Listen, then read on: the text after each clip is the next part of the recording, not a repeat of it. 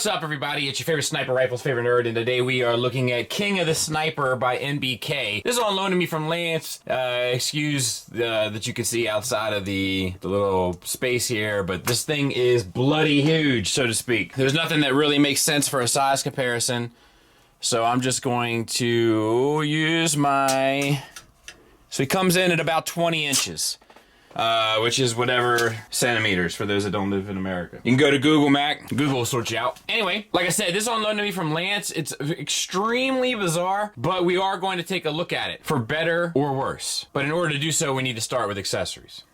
Accessory-wise, you have the scope, painted beautifully, silver paint, turquoise paint, blue paint, little tampo stuff, red translucent plastic, etc., etc. Obviously, this is where it slides down a gun mode, and we'll show that. But you also have this piece here that rotates. And this is how it attaches to robot mode. Just really by finding any available port, of which there are many, and attaching this on. And you can have it kind of any way your heart desires. You know, up to you, your call. The scope just slides on the top in gun mode. You have his sword. We have a nice turquoise translucent blade here, nice silver paint. Once again, we have the little tampo paint on there, blue accent paint. This bit moves. This he holds on to, which we'll show here in a second. And also this blade will collapse, and we'll show how that's utilized here later as well. But yeah, let's show him holding it. It's simply 2 tabs into the palm, and then you can just wrap the fingers around. And this can tab onto the side in gun mode, and store on the side of the weapon as well. He comes with his barrel. Obviously, this goes in the gun for gun mode, but it also it extends. It's a tight fit, so be careful. I think this is I don't know, it's a die cast. It's thin metal, but it's still a metal. But yeah, this goes on obviously in gun mode, but also if you take your sword and open that up, then you can insert your barrel inside, and now he has a gun that he can wield in robot mode. Once again, by tabbing it into the palm in the same method you used with the sword. The barrel will obviously just fit inside of the front of the gun, and it's, you gotta have it extended. I just don't have a lot of space here.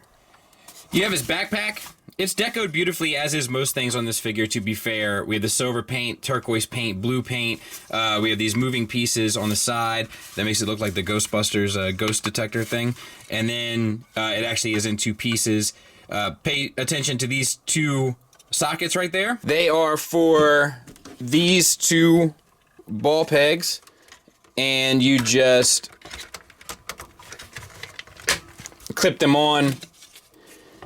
And we'll try to do both. If not, you saw how one works. And you'll have your backpack. And he comes with a bipod piece as well, which is for gun mode, obviously, and just plastic. I don't even think this, maybe this has some paint on the bottom piece here, but just the piece, really. The bipod just slides on the front piece there. Now, you get a number of bullets for your gun. And pardon me, it wants to focus, it always wants to focus on the green there. So, it's a softer plastic. It actually feels almost like silicone-y. And then you have a plastic shell casing. And then you have this tool that you could put together to create your bullets. So you come with this, right? And then there's the only other thing that I found was this piece that looks like it's broken off something. It was just sitting in the bag. I'm guessing this is just part of this, cut off a sprue and just ended up in the bag somehow. Take this, insert this into that, and then insert this so that the lines here correspond with the grooves on the shell casing, and it feels like it's almost like a tampon situation, I'm gonna be honest with you. But there it is. And then there's a number of these. But oddly enough, it comes with 2 more bullets than it does casings. So somebody had the count wrong, if you know what I mean. You have this bit here that you can crank back and then make a little shot, which is pretty cool. And then on this side, there's a little button here that opens up a chamber with a place to put the bullet. Put the bullet in. Got it back in. Let's go shoot my kids. It's like Call of Duty, right?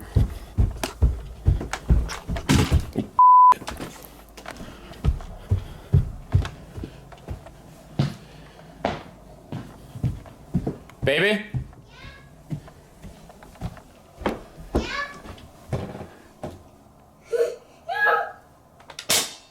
Oh. Oh well. So we're going to kind of go through piece by piece on this guy because of just the size. So the head is on a hinge swivel. You get up, you get a little bit down if it's straight on. Otherwise, you bump into the kind of chest, you get a little bit down. And then you get the swivel.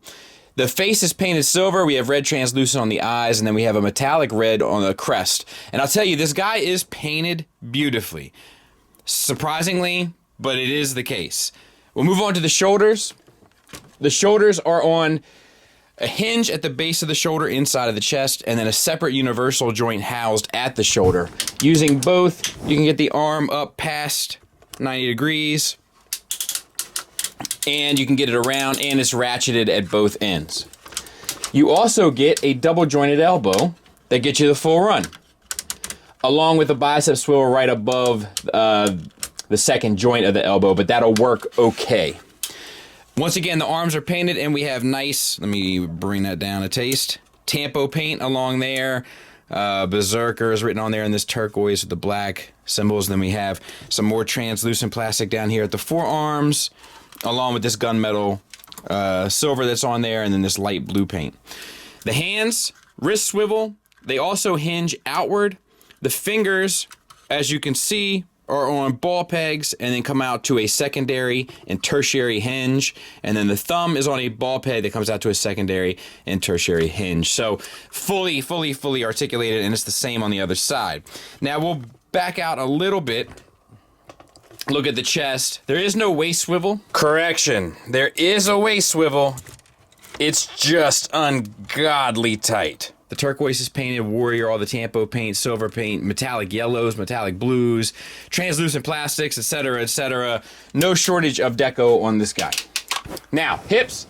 We have hip skirts. The hips are kind of decoed the same way. Tons of deco. I just meant a deco mood. Art deco, you know what I mean? Tons of Tampo paint, and then the yellow on top of there, the silver, etc. We can get these hip skirts out of the way. The hips, the housing of the hips actually rotate down. They rock down, not unlike a SH Figuarts. You can get out to there, which isn't the full Van Damme, but I think it'll get you more than you probably ever will need. And then you get forward and back to there. Once again, same kind of deal. Thigh swivel at a cut joint. And then we have a double jointed knee with the second cut, or the second joint being ratcheted. Nice NBK translucent over silver paint, it looks like. And then we have tons of articulation down the lower legs, per usual, with the silvers, yellows, etc.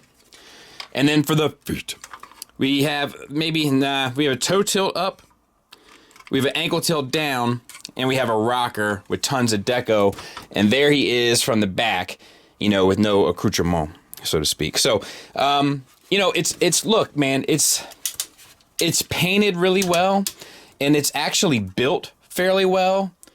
It's just, you know, it's just kind of strange, and proportionately it seems a little weird, specifically in the chest, abdomen, pelvis area. I think you could make an argument that the thighs are a little long as well, but overall, I mean, you know, subjectively, if you're in for the look, the good news is that the paint and materials don't really fail you, but it is a bizarre looking thing. Now, I know we measured him for a size aspect in the beginning, but just in case you wanted to see him next to some figures, there he is with the Takara Starscream. There he is with the Magic Square Prime, the Legend scale. So hopefully that'll give you some sort of inkling as to just how he would look amongst your collection. My guess is you'd probably want to display this guy in alt mode, but what do I know? Let's continue. Let's get him transformed. All right, so step one, remove the collar, straighten it, and then collapse it on itself. And I'm doing it one-handed because I'm keeping him up as well, so to speak. and then you can discard that for now. Take his 2 side chest flaps, rotate them to the center, untab the chest, spin it 180, plug it back, and then take these 2 pieces here, they're on double hinges, and swing them down, and you have to flex them a little bit, I feel like, and then plug them back in. Then with the hand straight, collapse the forefinger into the thumb so they kind of sit like this, and then split the forearm, and this is an ornery little peg as well. And then you want to rotate the hand in so that the fingers kind of sit there, and then the thumb and forefinger collapse tighter in that space. And then you want to also open up the upper arm and then rotate at the bicep until your kind of like spaces are connected, and then slide these panels and tab them in. And this is a little hard to do on camera, but you get the point. I'll work on this. Slide these 2 panels so they meet the forearm. All right, so we're gonna do the same thing on the other side.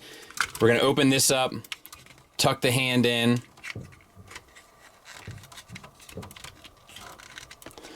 and make sure the thumb is down.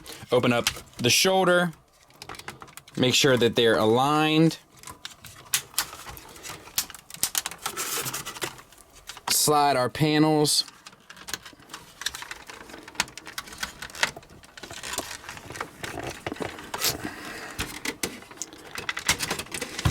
And connect our pieces. Now we got to put the head away, so to speak. We'll untab our backpack. Chances are it's just going to come off this ball peg. Open up this side piece here. You can start rotating those up. We'll see if that makes a difference in terms of the backpack. Rotate up.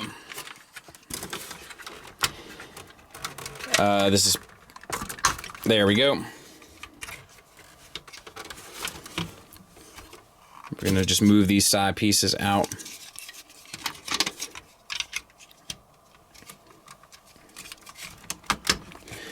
All right, open this section up, flip the head in, close that back up, and then we're gonna rotate these pieces up and tab them in. And then I think it's pretty obvious that we're gonna lift. I broke it.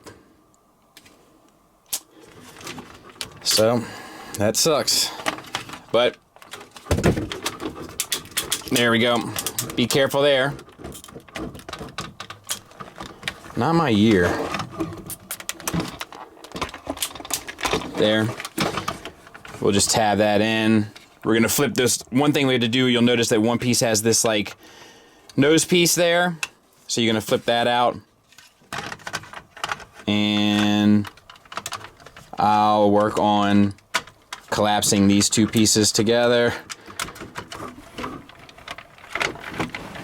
And we'll go from there. I'll come back once it's done. And then just make sure that your nose cone here is tabbed in properly. Now on the underside, flip this up and the trigger back. This comes down and locks in to where the trigger is. And then you'll notice that the trigger moves the armature. Then you can bring these 2, you know what, let's take these pieces, make sure that your hip skirt is folded in, and then fold those back. And then we'll take these 2 pieces and tab them in on top. And there you go. Open these up here. Flip this down and this down. And then flip this panel here on the side out. Same for this panel here on the side. We're going to do that on both legs. Panel, panel. And then untab this gray box from the leg so that you can kind of fillet the lower leg. So, same on this side. Fillet the lower leg. Take the knee, swing that out. You gotta clear this other side, so swing it past 180, straighten the leg, and then lock it back in. And then for your rotate at the bottom here. Look at the stress marks on this thing. I got news for you. This is not great. Rotate the foot up and in. And we're gonna just cheat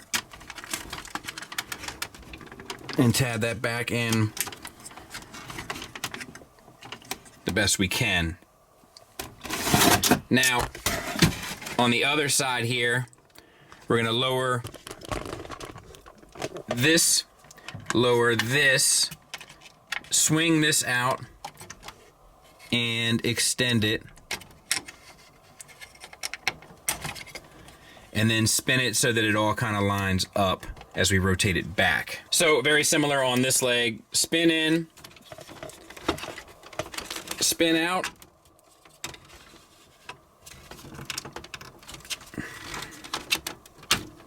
lock in, and for the, once again, we're just doing kind of the reverse.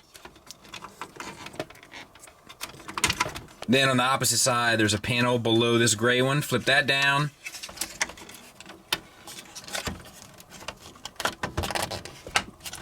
Flip that down. Or flip that one out. This, spin 180. And then now, we're going to use our drop down hips and basically just connect all of this. So I'll get that done, and then we'll kind of show some cleanup stuff. All right, so there's a couple things to do to clean up. You got to put in the collar piece that you took off initially, and that actually fits in part in the handle, so you can kind of use it as a guide. And then the same goes for this part that was on the backpack. That goes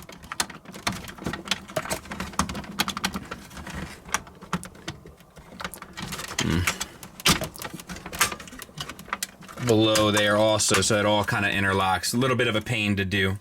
Then on the back here, these pieces come down and interlock, and the same kind of goes. I should have to show you that here in a separate. The hip skirts come in and lock on, and then the back door pieces, they close up as well, and that pretty much does it. I'll clean it up. We'll take a look at it. And so I'll admit, the gun mode is pretty cool, and huge. The problem is getting it, the transformation to survive, specifically that part in the feet. But as you could tell, I had other issues as well, obviously. But just to give an idea, there's my hand. It's ridiculously big, and it's decoed beautifully. This is something I think that's only really worth displaying in gun mode. The nice thing is for Lance is that it still kind of displays well broken in gun mode. If I were to try to find the silver lining in something, and I'm sorry that I don't have a better way to show you this, but it's just it's too big for my review space. But it's pretty solid. It's pretty well connected. It doesn't feel like it's going to come apart at all. I don't have any real issues with it. And of course, there it is next to Tiger Tracks. Gives you an idea. I guess I'll measure it as well. So, it's approximately, 41.5 inches long. Like I said, it's pretty significant.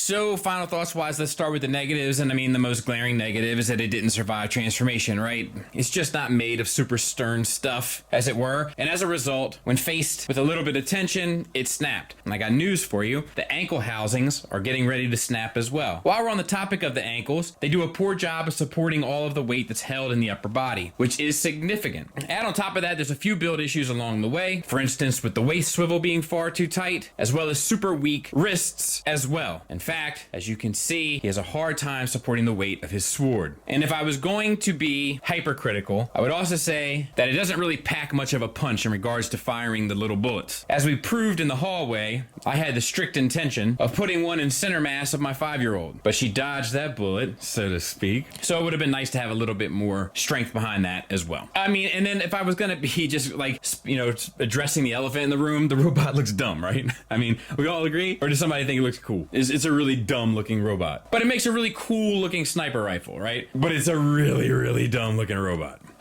But there are positives. In spite of it not being built all that well in regard to materials and even the strength of some of its more important joints, it does have a ton of ratchets in it. Perhaps it could have used some better ones in some different locations, but it doesn't change the fact that it actually does have some pretty good hardware in it. Moving on, it's painted beautifully from head to toe. Painted and decoed. Even the translucents work for me with the exception of the eyes, but you know how that goes. The scope actually works. Like you can look down at it and focus it in a manner of speaking. And I think the alt mode in general looks super cool, and the fact that it even fires a bullet is pretty remarkable. And the engineering to get all that done is also interesting. So it's only $100. If you really like the weapon mode and wanted to mount it somewhere or something, I could see how it could be worthwhile. But unfortunately for me, the materials and overall construction quality are going to have to result in me not giving this a recommend. Although it does have some really positive features about it. Hope that helps. Thanks for listening. Thanks for watching. Until next time, take care.